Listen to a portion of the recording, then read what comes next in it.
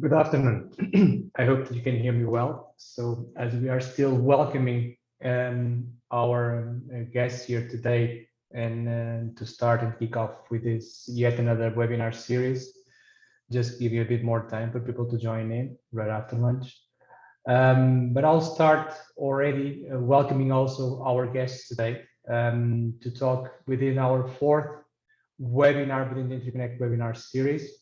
That will be addressing customer data management crucial to distribution system operators. So an important topic about data. And today we'll have with us here in this afternoon, Tzeni Varfi and Pedro González. So Tzeni is coming from E.DSO side. If you could see her quick short bio here. So Tzeni is working in the European Distribution System Operator, E.DSO, so it's quite a well-known association. Tzeni is a senior legal counsel holding a position regarding policy and legal issues within the European Distribution System Operator in Brussels. And she has an extensive experience in this area regarding the part of data management and specifically data protection and IT and IP law compliance policies at the EU level. We also have Pedro from the Asociación de Empresas de Energía Eléctrica, aelēc. So Pedro is an economist working on the part of the regulation within the association. He is also specialized in analysis of measures adopted in the continuous development of electricity regulations, so an important topic here today. And he represents an association of various bodies and associations that include the CNMC, Electricity Advisory Council, Eléctrica, CEOE, and the OMIA Market Agents Committee, so quite well-known entities. So for today, we will have, as you know, a session on customer data management. And the idea is to discuss here today about how we can facilitate the customer's energy data in terms of what we can use with that data in terms of measuring interoperability. Well, in the side of the DSOs, so taking this view today from the grid side, which is an important aspect at the European level. And we will be fulfilling this with our speakers today from concrete examples from Spain. So as DSOs are looking for new services and new ways of incentivizing and interacting with the consumption side, especially in this emerging paradigm with centralized energy systems, it's crucial that we have the DSOs also working as a neutral market facilitators, especially in fostering this data management and data handling within the different sectors. So different facilitators, different stakeholders involved here. But the idea is ultimately to benefit the end consumer, to make sure that in a customer-centric approach, the consumer can provide and participate within the energy systems, especially in supporting the DSO overall in his own activities, but ensuring that interoperability overall is ensured as a way to strengthen the European single market, and actually as a way to universally welcome those that want to participate in the systems to be able to do so. So another way of making the user the centerpiece here and the consumer the centerpiece here of a large paradigm change. So thank you very much for our attendance today, for joining us here. We'll have a fruitful session. So we'll start with Tzeni. So I'm passing on the floor to Tzeni. You will see we'll have different ways to interact with each other. So you will have the Q&A to interact with the presenters here today and also with us. We'll try to collect and gather as much information as possible. We'll also have some moments in between to interact with the audience. We'll ask your participation too. So feel free to use the Q&A today for sharing some of your points of view and some questions. We'll try to collect them and to interact with our presenters today to make sure that we have a dynamic session today. Hope that you enjoy, and it's always a pleasure to have our speakers here. So I'm passing the floor to Tzeni and thanking already both to Tzeni and Pedro for their availability and participation here today. So Tzeni, the floor is yours. Thank you very much. I suppose I have to share the screen, right?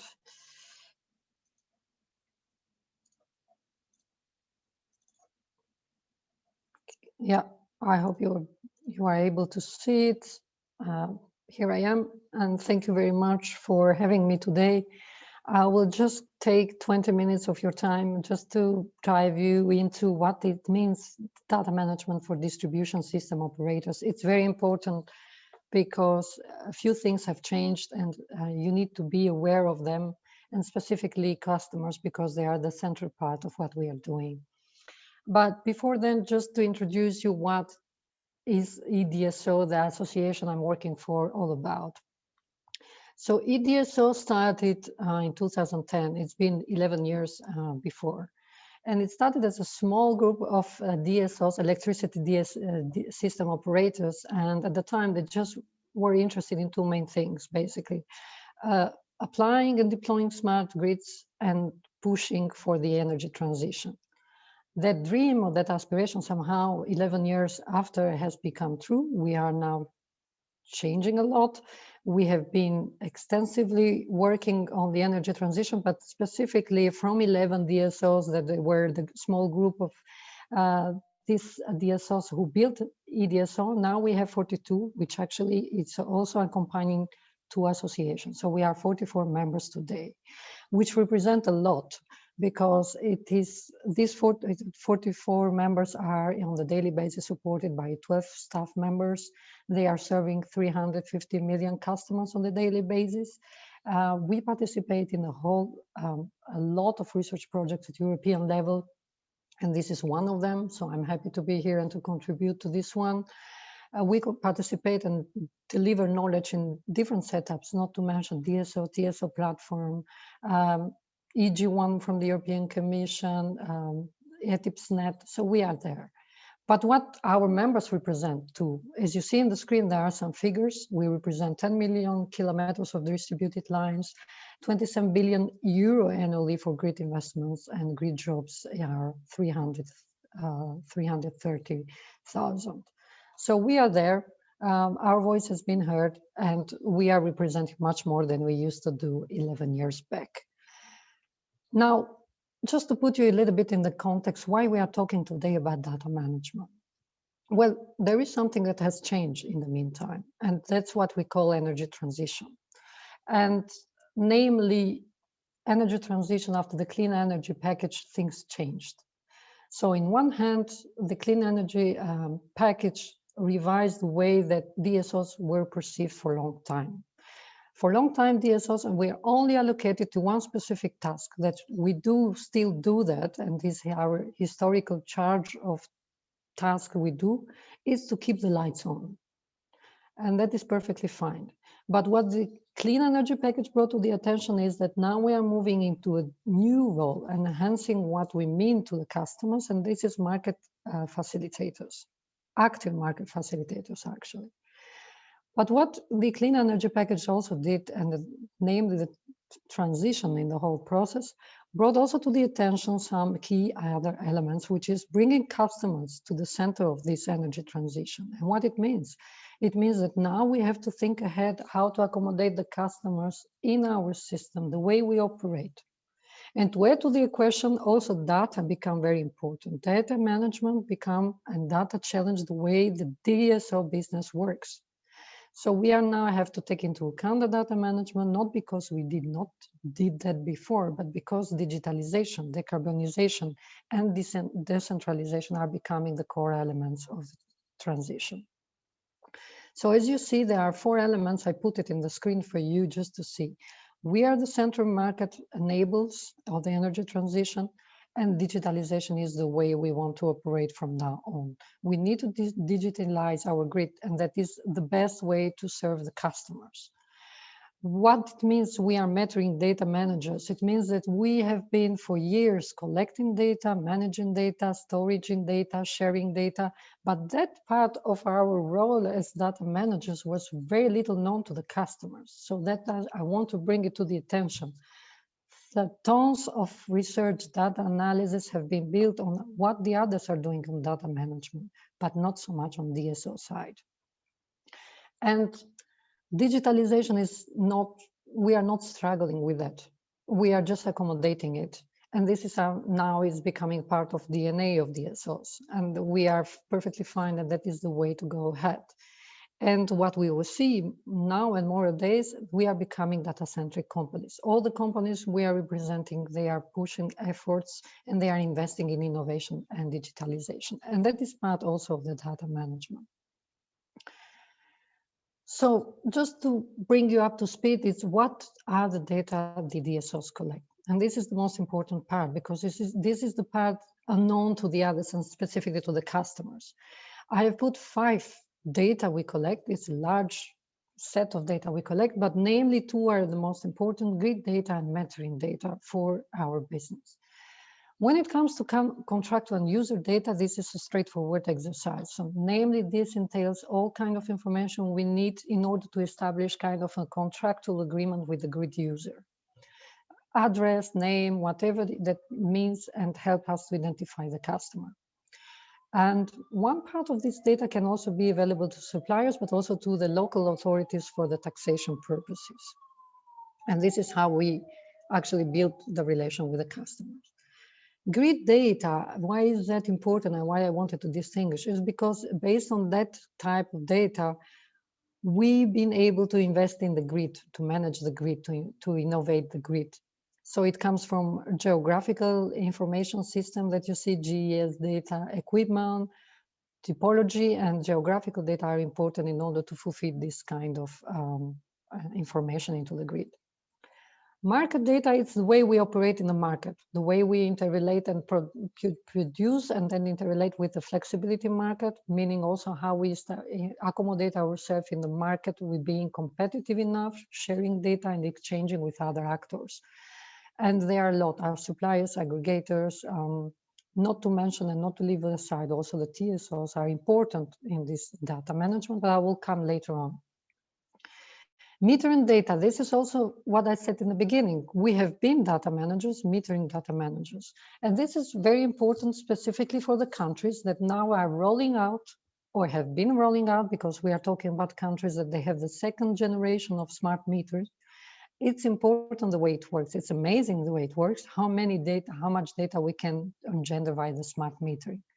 And what is known for the customers, also a lot of data is being extracted, but now it's not any longer necessary to go to the household to read the data, but via mobile communication, via PLC communication, you can extract the data.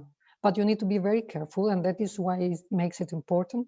GDPR needs to be compliant and also to take into account the consent of customers in all this extraction of data. You cannot provide this data and being used for other purposes than the one needed. And when it comes to the external data, it's not that it's less important, but it's mainly on the physical side and then taking into account for the forecast and weather forecast, for instance, renewable energy resources forecast to keep in mind in order for you to manage the grid. All that said, coming back, there is always a regulatory framework in which DSOs has to operate. We cannot just extract data, make use of them without really having a conceptual kind of framework in which we need to operate. And that does not come from nowhere. It comes specifically from Electricity Directive, which is part of the clean energy package.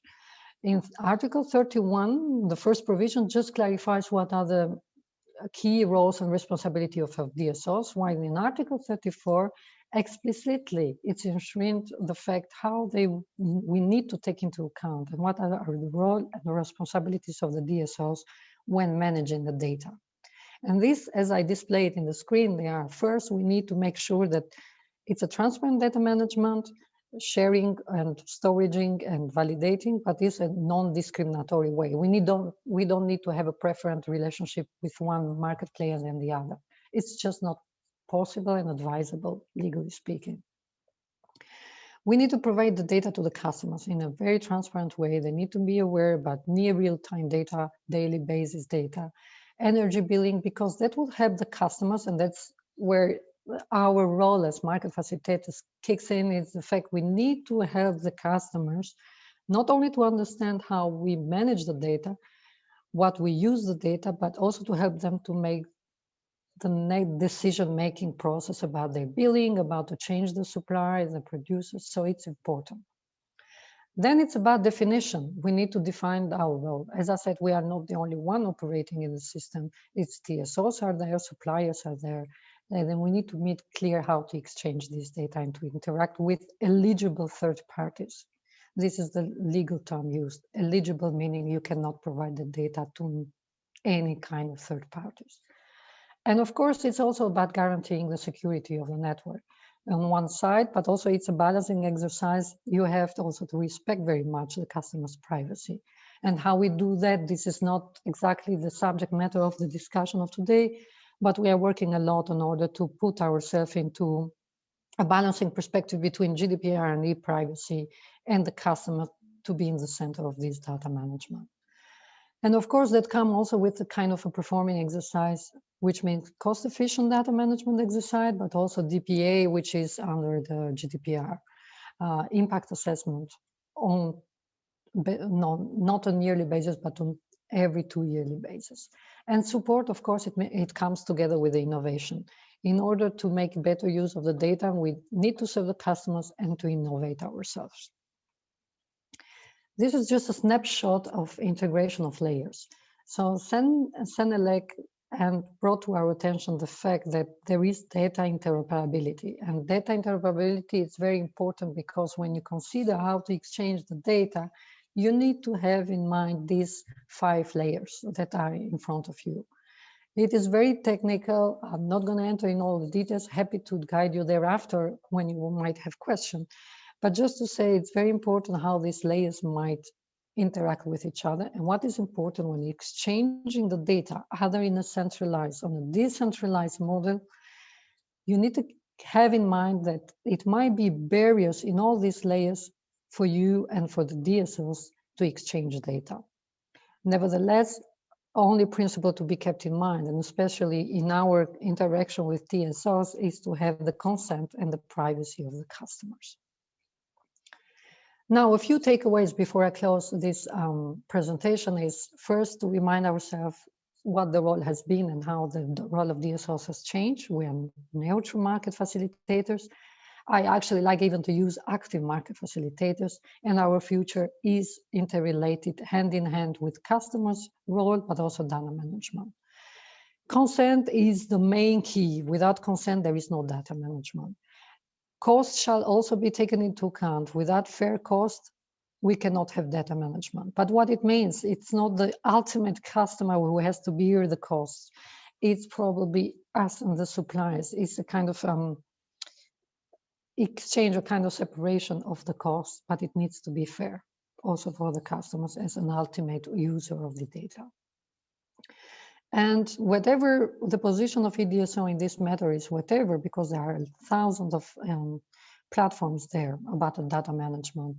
DataDis, Spanish initiative, it's a Data Alliance initiative, whatever the choice between centralized and decentralized data exchange, cross-border or not, the only thing to be kept in mind is that they need to be GDPR compliant and to have the customer in their main focus. And it has to come bottom up and not top down. This is the only way to consider data management and interoperability. Thank you very much for your attention. Okay, so thank you very much for your presentation, for the nice themes and raised issues here. So I will pass on the floor to Pedro González so he can introduce his points of view also. And for those willing to introduce some questions to our speakers, please use the Q&A again so we can collect those informations. Those that we can reply already, we'll do in the Q&A, and those that we can bring it on live, we'll do it at the end of the session. So Pedro, I'm passing the floor to you, so the floor is yours. Well, thank you very much, David. Thank you very much for inviting us to share with you this platform initiative. So thank you for the invitation by E.DSO to this webinar series. I'm going to present one platform initiative in which we are presently working in Spain. And this platform has to do with one of the aspects that have already been mentioned by Tzeni in her presentation, and when we are talking about data management at the distribution level and the importance it has for the appropriate network management. But before starting with the platform, let me introduce you firstly who we are. Basically, this platform initiative is a nationwide E.DSO platform that comprises all the Spanish E.DSOs Association, that includes 330 distributors in Spain. As you perfectly know, in Spain we have different sizes of distributors, all of them distributed across the whole country. So this is a common initiative of the E.DSO Spanish industry. And we think as E.DSOs that we have an important role to play in the future, as we want to be proactive in the development of new tools with the aim of facilitating the energy transition period and the changes that we expect to happen in the electricity sector. I have to say that this is not the first time that the Spanish E.DSOs are collaborating. We have already developed a platform last year. This platform is called DataDis. Basically, this platform is a common channel to access the electricity consumption information. Let me highlight to you that in Spain, we have already finished the smart meters deployment. So now we have a large amount of consumption data, and we want to share this information with the customers. So the most relevant aspect of this platform, I would say, that is that it's a common platform and it's very interesting specifically for multi-site customers, in the sense that it doesn't matter where they consumes they are connected to any distributor network, because they can obtain all the relevant consumption information in just one platform. So basically, the objective is to empower the customers in this energy efficiency decision-making process. But this is not the only way in which we are collaborating. We have a new initiatives because we have new challenges, and we think that the role of the distributors is going to be essential in this process. But before starting with the description of the platform, let me firstly briefly introduce the acronyms that we use in the presentation.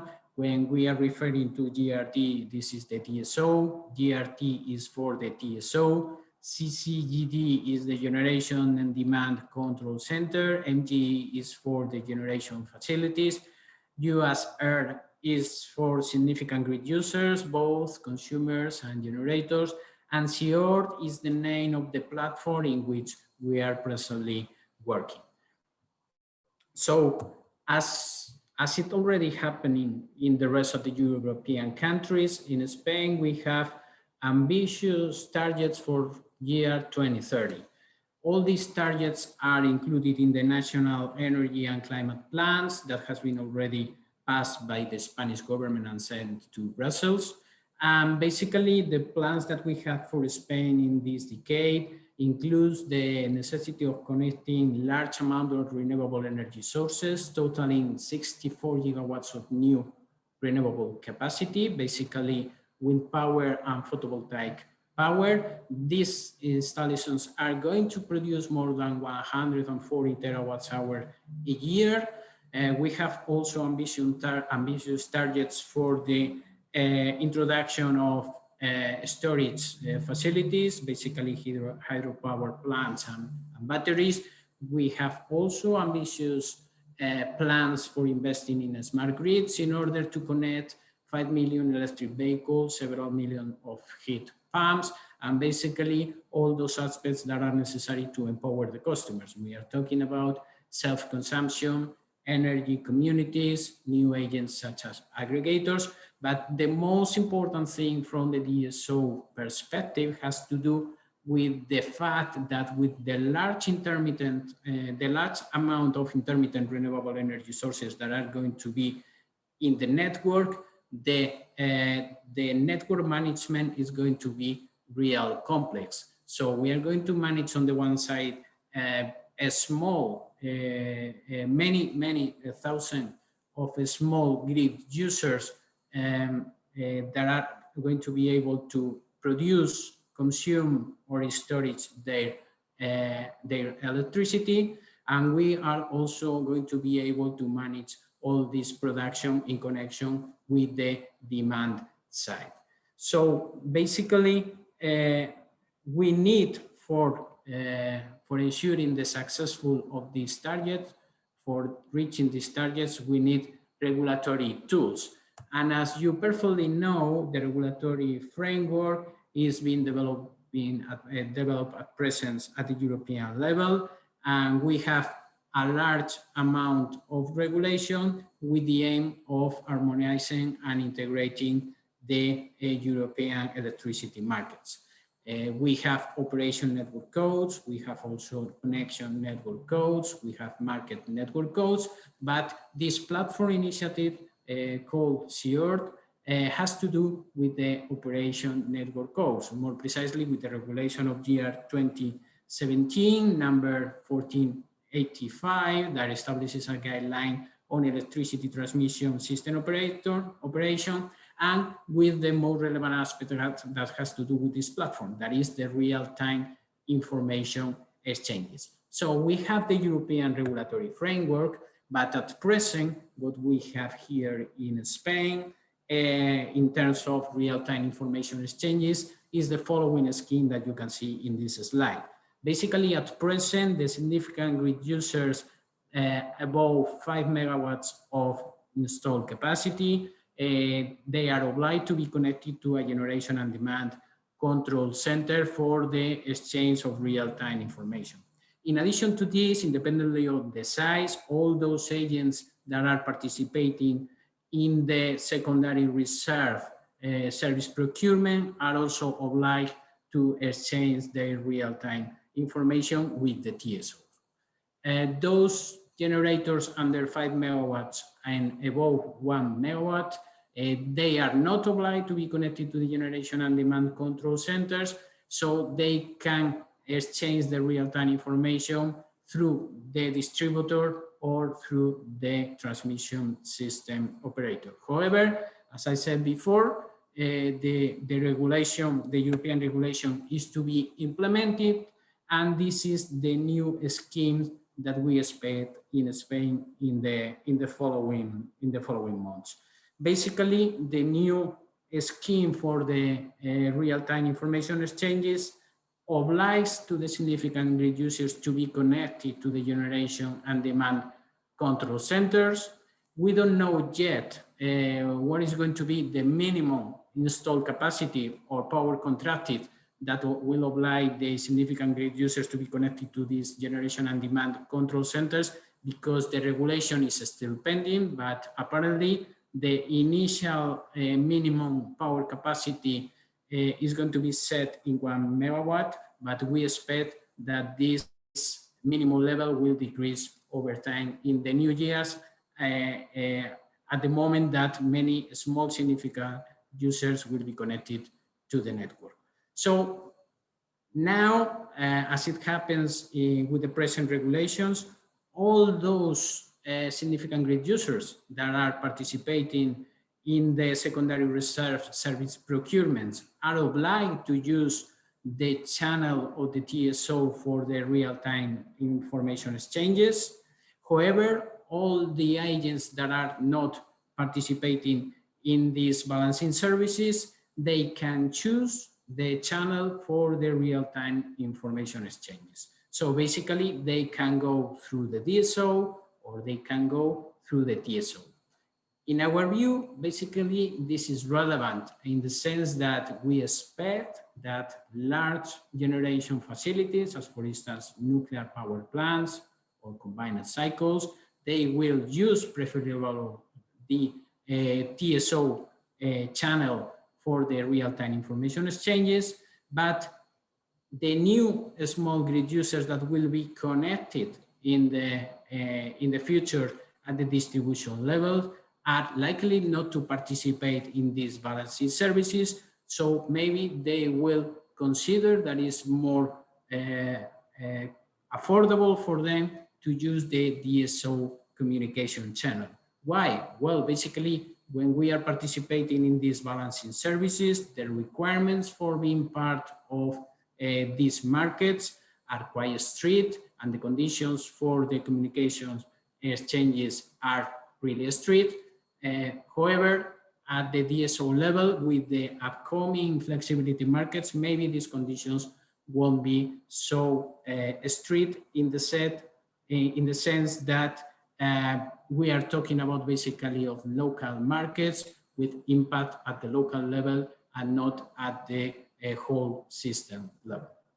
So from the DSO perspective, we think that we have two alternatives for the real-time information exchange.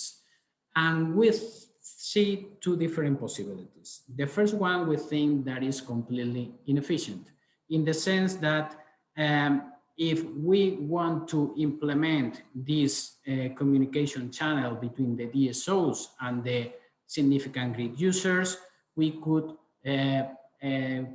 use different connections for the generation and demand control centers. So basically, this would produce a notable increase in the information exchanges cost, in the sense that depending on the grid where the significant grid users are connected to, the generation and demand control centers will need all these necessary connections with the DSOs. So this is completely inefficient. And here is our proposal for the development of a new platform. Basically, the idea behind this new platform has to do with the use of a single connection between the DSOs and the significant grid users through the generation and demand control centers, independently on where the significant grid users are connected to. Then what we are doing is optimizing the communication connection number. On the one hand, what we are doing is equaling the condition for using the DSO communication channel by just providing a single communication channel with the DSO. So one communication channel for the DSOs and one communication channel with the DSOs. So this is the idea behind of this platform, and we think that is quite interesting in terms of cost. So in the main characteristics of this platform in our side, they have to do with three important elements from our perspective. The first one is that this is a common connection platform that includes all the Spanish DSOs. So we are able to provide a single solution for the real-time information exchanges. In addition to this, the platform is also ready to admit different communication protocols and is open to connect all the generation and demand control centers. The existing ones we are trying to promote a solution that will allow the connection of new generation and demand control centers that could appear in the future. So we are able to provide different solutions for different users. In addition to this, there's a second element that is important also for us and has been already commented by Tzeni in her presentation, that has to do with the data privacy of customers. And the first one important thing to say in relation with this platform has to do with the treatment of the confidential information. The platform is only the access for real-time information exchanges between two agents, the DSO and the significant grid users. So this information is not available for any other DSO, and obviously it is not available for the rest of grid users. So it's limited to the individual relation between the network operator and the grid user.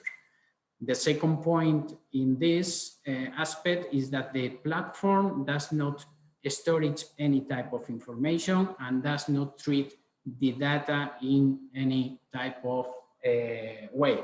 So it is just a channel to allow for the data exchange and the communication. And this is something important for us in the sense that we want to keep the customer's privacy, and obviously it is in line with the data protection regulation that has been already implemented in Spain, as it's happening in the rest of the European countries. And the third important aspect for us is that we think that this platform allows for the creation and development of new flexibility markets. Tzeni, in her presentation, was commented the Internal Electricity Market Directive, Articles 31 and 34. And here we are referring to Article 32 on incentives for the use of flexibility in distribution networks, where it is said that the member states are obliged to provide the necessary regulation framework to allow and provide incentives to the E.DSOs to procure flexibility services. Basically, this article is mainly focused in new agents. We are talking about distributed generation. We are also talking about demand side response, and we are also talking about the storage facilities. Basically, many of these agents are going to be of a small size. So these flexibility services are going to be more focused at the local level rather than at the national level. And the way to procure these flexibility services has to be transparent, obviously, and non-discriminatory and market-based. So we think that this platform acts as the previous step that facilitates the development of flexibility markets. The reasons behind we think that this is so has to do with some different aspects. The first one is that with this platform, we are allowing for savings to the grid users by avoiding redundant connections to the generation and demand control centers. We are also creating the unification of communication protocols, then allowing for additional savings to the grid users. Also, we could create the conditions for the process of the certification of new assets at the national distribution level, which is something important, this homogenization process. And finally, we think that this platform for the real-time information exchanges is the facilitator for developing new flexibility market services. Why? Well, because we think that at the moment that CEOR will be created, we are going to be able to unify the communication protocols with the savings that I have already mentioned, and we are going to be able to optimize the connection costs for the significant grid users. So this is especially important when we are thinking in small grid users, because the most grid users that are going to participate in these new flexibility markets, the more competitions we can get in these markets, and at the end of the day, the less expensive is going to be for the grid users. That is one of the main objectives of this energy transition. That has to be affordable for all the existing agents. So here I want to raise you a first question that we have prepared to see what is your opinion. Maybe if we can see the poll.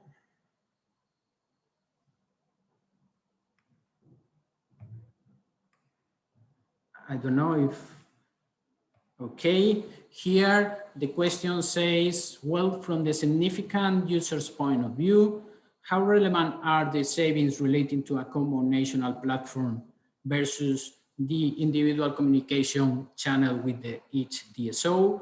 Well, we have three alternatives. The first one, we say, well, no, these savings are irrelevant. The second alternative says, yes, these savings are relevant. Moreover, they facilitate a more active role of the smart grid users when new flexibility markets will be implementing, then fostering competition.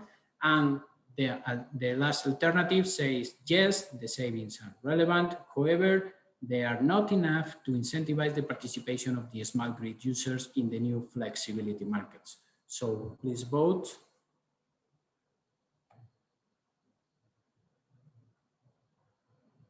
We can wait for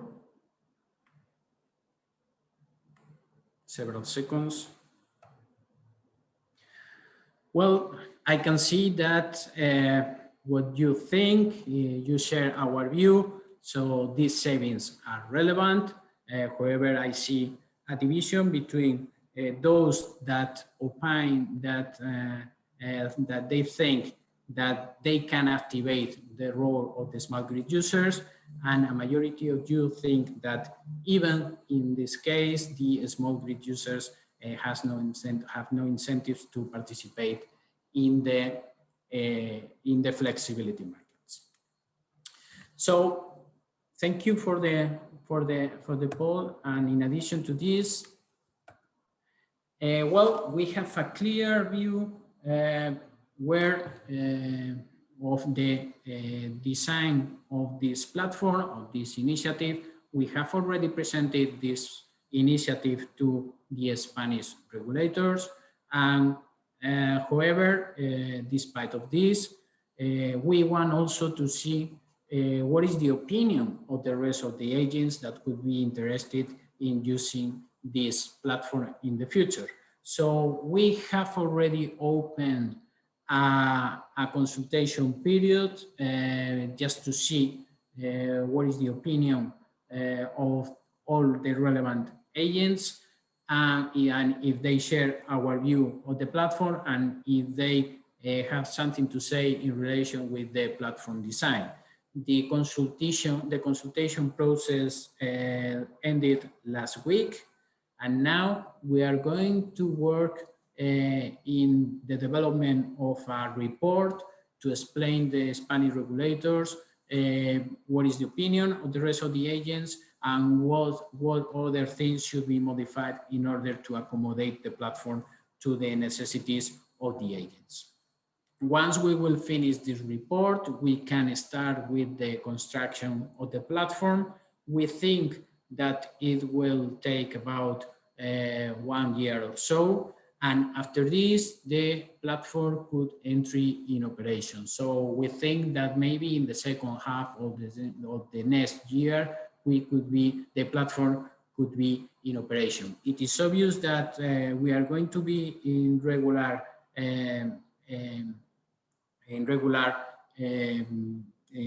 contact with the regulator in order to fully explain them what is the exactly development of the platform in this construction period.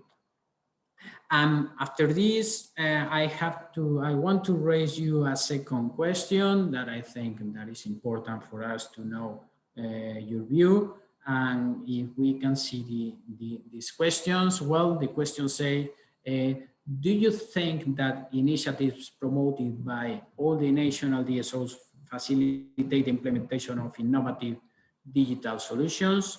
The first possibility is yes, it contributes to a better understanding by national regulatory authorities and market agents. The second alternative is no, it doesn't matter. Individual initiatives are preferable and more effective. And third, yes, but only in countries with large number of DSOs. So please vote.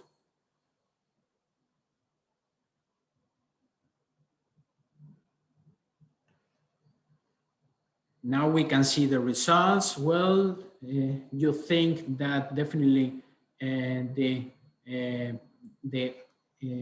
common initiatives are positive. You think also, at least you share our view that they are able to improve the understanding of the agents and regulatory authorities. Some of you consider that that this is especially relevant in those number of E.DSOs. So thank you for your vote. And finally, just the final conclusions that I want to share with you. Well, we think that this platform initiative is a key facilitator in the energy transition. In our view, the network operation is to be more dynamic in the future, is not to be static anymore, as is going to happen in all the European countries. The large amount of renewable energy sources that are going to be integrated in the networks makes more complex the network management. So the network flexibility at the end of the day is key in order to facilitate the new entry of distributed generation, but also is key to promote a more active role of the customers and also to integrate these storage devices that are going to be present in the next years in the electricity sector. So this is going to create a large amount of new data at the network level that has to be optimally managed in order to facilitate this flexibility of the E.DSO network. So we think basically that CEOR is going to be an efficient tool for the real-time information exchanges. And in addition to this, what we see is that this platform is the previous step that allows for the creation of flexibility markets, because we need to perfectly know what is connected to our networks in order to see what are the problems that are being created in the network, and in order to provide efficient mechanisms to solve the congestion that could arise at the network level. So basically, I fully share the conclusions of Tzeni in her presentation when she was explaining us that the DSOs are the neutral market facilitators in the transition energy process. We think that the DSOs are key allies for providing sound economic development of the electricity system that we see, that we will see in the future. And thank you very much. This is all I wanted to share with you. I'm happy to exchange with you any comments in relation with this platform. Thank you. Okay, so Pedro, thank you very much for a very good presentation, for the good themes raised, also as Tzeni raised too in their presentation. So we have quite some questions here already. I have a few from my side that we can try to dive in right now. So perhaps to have a reaction from both of you to some of these questions. So let's start from the top. We have a first question from Mostafa, which is regarding the energy innovation SMEs. Are these regarded as eligible parties to which the DSOs can share data with? So if they are, one of the entailed questions on his side is, what are the eligibility criteria, and if there's any sort of global definition, or if it varies. So a bit of a regulatory framework introduced here by Mostafa, but basically, if there are some SMEs willing to cooperate and to valorize this data incoming from DSO activity, how can it be done? Is it possible? Is it not possible? So passing on the floor to Tzeni perhaps first, and then also to hearing from Pedro his thoughts on this. Yeah, sure. Actually, looking at the question and answer, I would like from the regulatory perspective to take two of them, also being conscious of the time ahead. So the first one, indeed, it's a very good question about the energy and the SMEs. Why they are important? They are close. They have close ties. DSOs have also close ties with SMEs, apart from the ultimate household customers. So therefore, I believe this is a part of equation. Now, when it comes, what it means, the eligible parties, we always refer to GDPR, what it means to share data and how we manage. And GDPR, let's say the main concern it has, or kind of to qualify, it's that party who had or ought to have, or its interested party to have this data, and how they will be using them. So the important part in here, whenever they want to share the data and to enter into the data management or exchange with DSOs, the only thing they have to justify is what they will be doing with this data. And this is the important part of equation. So they qualify, yes, but still it needs to be very carefully done about the ultimate purpose of this data. Another question, and then I leave the floor to Pedro, maybe he has another view, is about the near real-time data I see from William here. And I wanted to pick that up because it's regulatory too. So the clean energy package, it really puts an emphasis about the customers to being able to choose their supply, to knowledge how they use the energy within the day or even within the month. So it's important. But indeed, there are some security problems there too. And for a long time, DSOs were unable, or at least the customers on the other side, were unable to understand how they will use individually the energy, how the energy consumption was actually done. So this is an important balance to be kept between the granularity and the individual energy use, peak load, off load, and so on. And on the other side, to keep the system secure.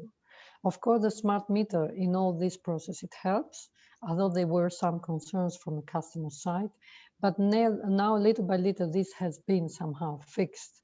So I believe we are going towards the objective of the clean energy package via the smart meter and the way we are performing data for the customers to make their own decisions about the energy use.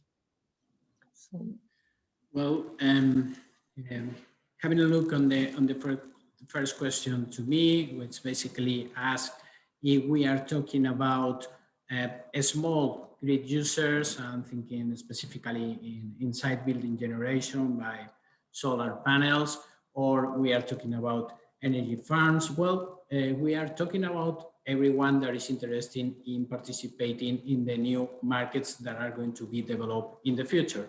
So it is obvious that those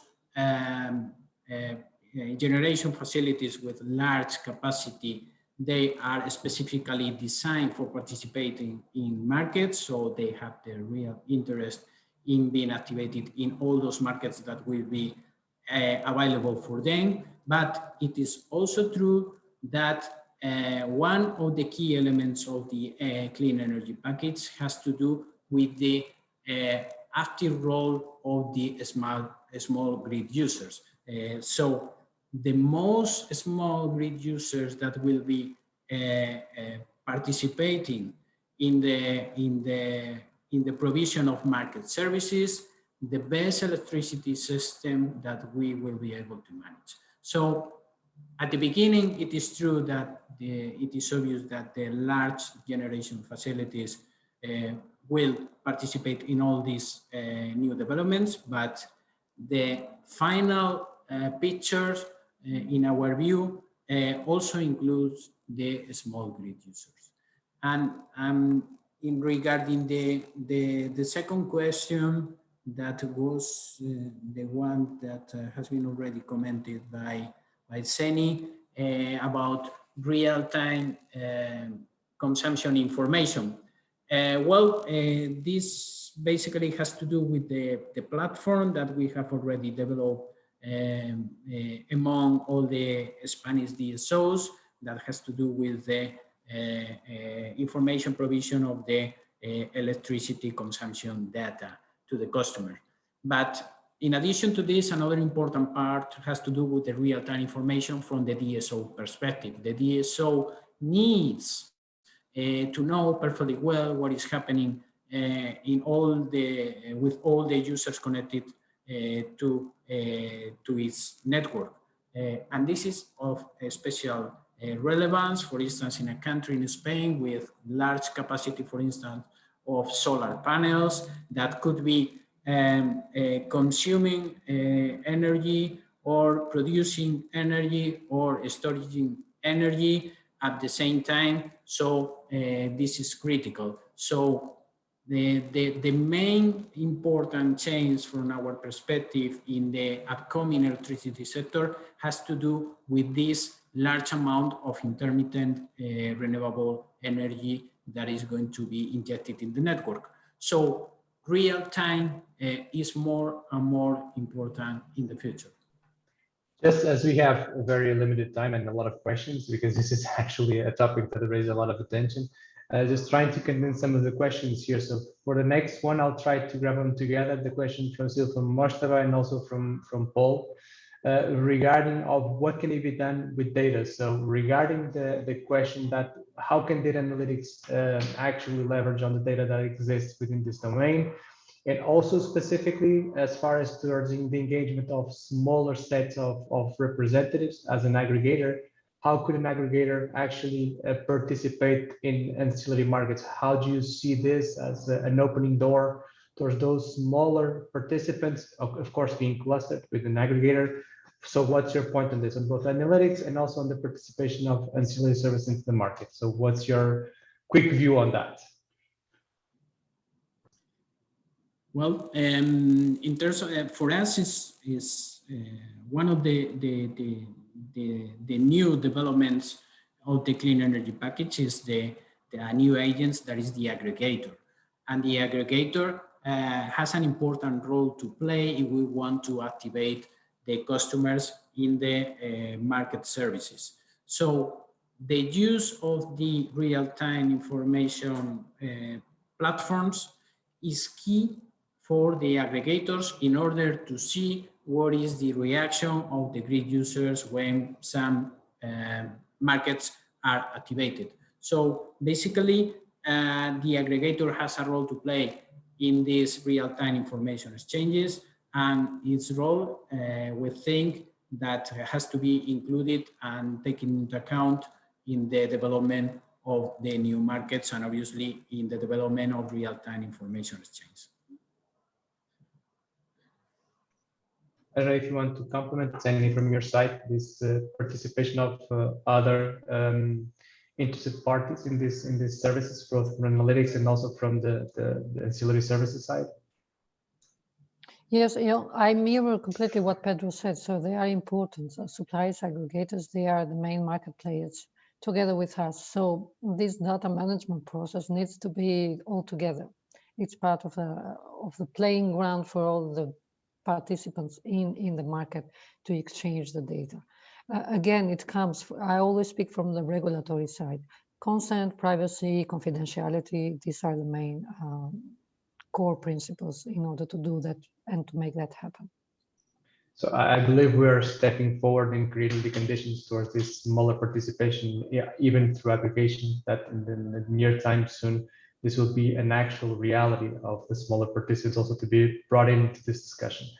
Okay, so there's plenty more questions, I'm afraid, and just to bridge together a couple of few questions, which is in terms of the regulation already mentioned, which is how can we tie this with the regulatory standpoint of today, and also this point of who owns this platform. So Pedro mentioned the CEST platform, and there's one straightforward question, which is who manages, who owns, and who, in the case of the Spanish example that you provided, who exactly would be the entity that would operate and own the CEST. So a kind of a two sides here, the regulatory part and also the ownership of these platforms, which should be already set in the regulation too, of course. But how would you see this case and how exactly CEST is being looked after in Spain?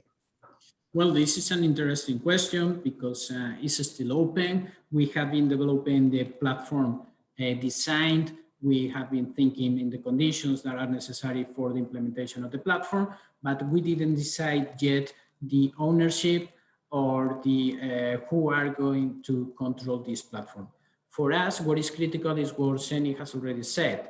The customer's privacy condition that is crucial for us, and what is clear for us is that non-information can be shared among the users of the platform in both sides, at the E.DSO level and at the grid users level. So after this, from our point of view, it is not so important who is going to be the owner of the platform, because in any case, we have to create strict conditions for the data management in the platform. But as I already said before, the platform is not going to treat any information, is not going to storage any information. So our main point here is that we just want to use the platform as a channel for the exchange of real-time information. So non-agent could use this information because this is private only for those that are producing the information at both sides of the network. Just to comment on that, since one of the questions also here related to this, in terms of who could be, I already understand that it's not that the key point here so much as the regulation, as you stated, but in terms of what could be the remuneration and how this owner could be financed, this is also a sensitive topic. So how would you see the plan for this to happen?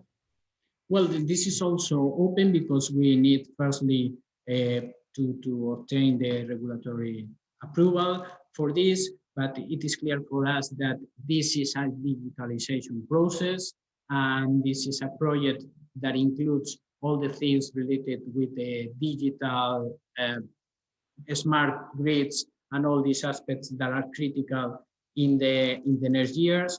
I have to say that we have presented this project to the European funds in order to get the money for the construction of the platform. So these funds could be used for financing the platform, because we think that this platform has to do with digitalization, and this platform has to do with the energy transition. For us, it's very clear, and we expect to get money for these funds. In addition to this platform is going to be by distributors, is going to be or should be part of the assets of the distributor. So depending on the management and the ownership and all these things that we were commenting previously, we will have to set a sound remuneration scheme to cover the cost in which it incurred the platform. Okay, now passing on the floor to Tzeni for a final comment to a set of questions we have here, which is in terms of the widespread and this cross-border of regulation, because we're looking at several developments and steering of different domains, but we are composed of an European system, but also composed of different countries with different laws and regulations set for there. So one of the questions that comes here is this cross-border data exchange, and also this associated issue, which is the regulatory front as a pan-European regulation and also a country-wide regulation. So as a final comment from your side, Tzeni, how do you see this? What are the main difficulties here, and also the opportunities, because we're also discussing some points here that are still on the top of the agenda and being discussed in projects and initiatives EU-wide. So if you could have your thoughts on that. Yes, I see that many of the questions came from Carla, and I know Carla personally. We are working on different kind of ways for the data management, and of course, I need to confirm we have in the focus as DSOs the cross-border dimension of data exchange. That is no doubt. We have been looking at the platforms available in the world and specifically in Europe. What is going on now? I know that the one that Carla specifically is involved, it's a little bit different from what we are trying to achieve, but still the cross-border dimension is very important. And cross-sector dimension is too. So we are looking at that, but the only main kind of issue or concern we have, it's not to be in line with the regulatory perspective and governance challenging, meaning not to create monopoly over it and the abuse of market power. That's the only thing on one side. And there is also a difference, but of course I can take it individually later on between regulated and non-regulated market. We are a regulated business model, DSO. So we have the way we operate is a little bit different from the non-regulated one. So I would say yes, but there are some specificities and subtleties we need to take into account. And specifically considering that in some countries, we are also taking over this role of MDO, which is metering data operators. And we are trying to accommodate them and to perform the role of metering operator too. So this is in a nutshell, but of course, I'm happy to discuss it more in detail. Thank you very much. A very final question, because we as a project, we're focusing on interoperability. So if we could have a very quick just approach from both of you just to close the session, because we have many more questions, but unfortunately we cannot answer them all. But those that are interested, they can contact us and we can put in contact with our speakers that will for sure be happy to answer a few more questions about these interesting themes and actually bringing teams. So the part of interoperability, as a final question, as I was saying, what is the importance from both of your sides of interoperability overall in the domain of the grid? Of course, we're also looking at the side of the consumer in the project, but also in the grid. But this one specifically, how do you see from each of your sides the importance of interoperability? Pedro, do you I need to say from my side, the way we looked at the interoperability, that's why I brought into your attention the layers. Without interoperability, there is no data exchange and there is no data management. So it's an important part on the way the data will be considered. That's why we both, TSOs and DSOs, we have been now involved in, intensively and actively working with the Commission for the first Data Interoperability Act, because we want to make sure how this will entail in the future. So I believe for ours is the most important thing. And all the layers I mentioned before are very important. But of course, we need also to acknowledge on the other side what possible barriers we can encounter in this process. And again, I come back to the fact that we need to have the consent of customers in all kind of data interoperability, change of management of data. It's the core element, is still the concern and it remains. But of course, it is very important.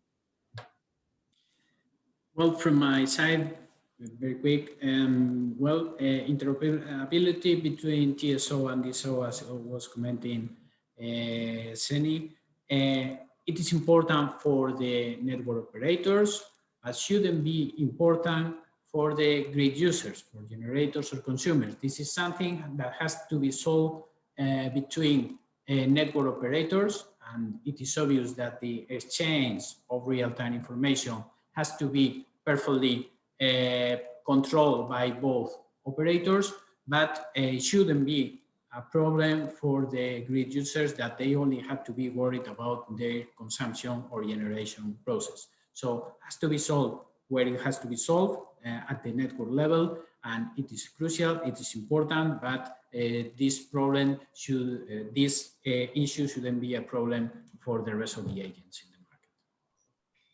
Okay, good to know, because we're also working on that. So good to know that our work is also very relevant for both of you. So thank you very much. Unfortunately, we're already on top of the hour. Thank you very much to our speakers. Thank you very much also to our audience. Just to mention that this session was recorded, so it will be shared with you afterwards in a link, so you can also check on later. And those that weren't able to join us here today, they can do it offline. So thank you both speakers. So thank you, Tzeni, thank you, Pedro, very much for your availability and for the very nice points introduced here, and for the clearly a hot topic that it deserves a lot of questions that unfortunately we cannot answer all of them today, but hopefully it will be at the top of the agenda for all of these webinars. So thank you very much for the rest of you. Wishing you all a very nice day, and stay tuned for the next webinar to be announced soon. So bye-bye. Thank you. Thank you very much. Goodbye. Thank you, bye.